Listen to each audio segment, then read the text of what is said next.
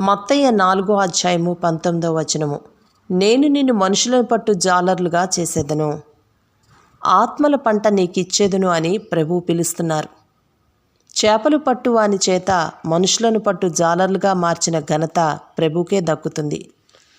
దేవుని రాజ్య విస్తరణ కొరకు ప్రభు చేసిన పనిని ఆయన శిష్యులుగా మనలకు ఆయన శిక్షణ ఇస్తున్నారు. అందులో ముఖ్యంగా 3 విషయాలు తెలుసుకుందాం. మొదటిది, దేవుణ్ణి వెంబడించాలి.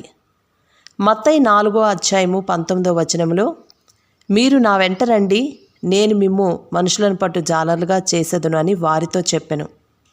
2, దేవుని కోసం విడిచిపెట్టాలి. మార్కు 1:17-18 చూస్తే, మీరు నా వెంట రండి, నేను మిమ్మల్ని మనుషులు పట్టు జాలర్లుగా చేసేదను అని వారితో చెప్పిన వెంటనే వారు తమ వలలు విడిచి ఆయనను వెంబడించిరి.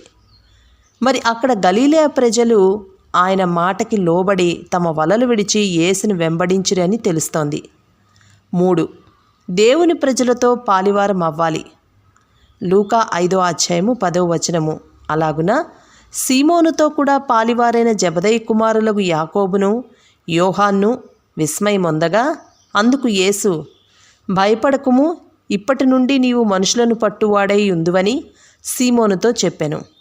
ప్రియనేస్తమా, ఈ భూమి నాదే, ఆకాశం నాదే అని పలికిన ఆ దేవదేవుని పనిచేయటానికే నిన్ను నన్ను ఏర్పరచుకున్నాడని తెలుస్తోంది. సువార్త అనే వలవేసి పాపము నుండి క్రీస్తు చెంతకు నడిపించి శాశ్వత రక్షణ తీసుకురావటంతో పాటు దైవరాజ్యాన్ని స్థిరపరచడమే ముఖ్య ఉద్దేశం. క్రీస్తుని వెంబడిస్తూ క్రీస్తు పోలికగా ఆయన స్వభావంగా తీర్చిదిద్దబడటమే ఆత్మల సంపాదన.